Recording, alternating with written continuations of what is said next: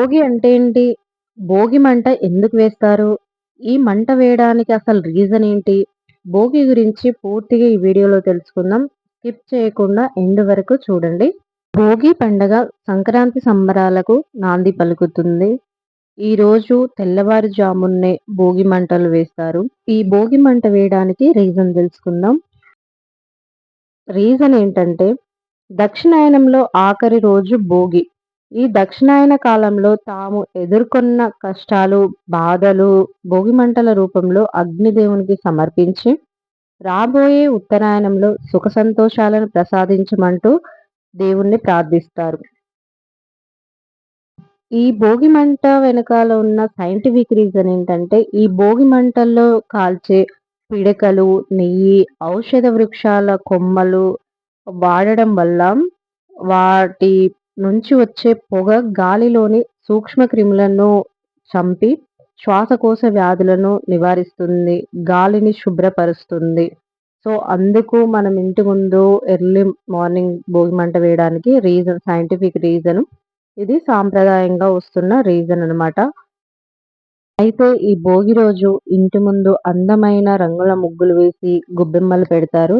ఈ భోగి మంటలు పూర్తి కాగానే తలకి, ఒంటికి నువ్వుల నూనె పట్టించి మర్దన చేసి తలస్నానం చేస్తారు. భోగి మంటలు ఇంటి పీడను తొలగిస్తే ఇలా తలస్నానం చేయడం వల్ల మనలోని పీడను, దరిద్రాన్ని తొలగిస్తుందని పెద్దల నమ్మకం.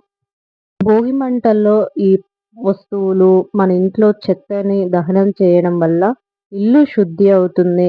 ఇది కొత్త ఆరంభానికి సూచిక అన్నమాట. ఇంకా ఈరోజు పిల్లలకి భోగిపళ్ళు పోస్తారు. బొమ్మల కొలువు, కొత్త బియ్యంతో చేసిన పులగం తినటము, భోగి పులక వంటివి మన తెలుగువారి సాంప్రదాయం. పిల్లలకి రేగిపళ్ళు, పూలు, నాణాలు వేసి ఆశీర్వదిస్తారు. ఇది వారికి శ్రీ లక్ష్మీనారాయణల అనుగ్రహాన్ని, జ్ఞానాన్ని ఇస్తుందని నమ్ముతారు. సో, ఇది గాయ్స్ భోగి వెనకాల ఉన్న రీజన్ నాకు తెలిసింది. మీ వరకు చేరాలని మీలో ఎవరికైనా తెలియకుంటే తెలుసుకోండి. వీడియో నచ్చినట్లయితే లైక్ చేయండి, షేర్ చేయండి, కామెంట్ చేయడం మీ ఇంటి ముందు భోగి మంట వేస్తే కామెంట్ చేయండి. సో, అలాగే సబ్స్క్రైబ్ చేసుకోండి. మీ ఫ్రెండ్స్ అండ్ ఫ్యామిలీకి కూడా షేర్ చేయండి. మన ఛానల్ ఫస్ట్ టైం చూస్తే ఖచ్చితంగా సబ్స్క్రైబ్ చేసుకోండి. ఆహ్, అందరికీ ముందుగా హ్యాపీ భోగి అండి. భోగి శుభాకాంక్షలు, సంక్రాంతి శుభాకాంక్షలు అండ్ కనుమ శుభాకాంక్షలు గూడా. సో, మరింత ఇన్ఫర్మేషన్ కావాలనుకుంటే మన ఛానల్ మీద కన్నేసి ఉంచండి. సో, మా గల్లీలో అన్ని భోగిలు ఇలా జరిగాయి. సో, మీ పండగ ఎలా జరిగిందో కామెంట్ సెక్షన్‌లో కామెంట్ చేయండి. సర్వే జన సుఖినో భవంతు.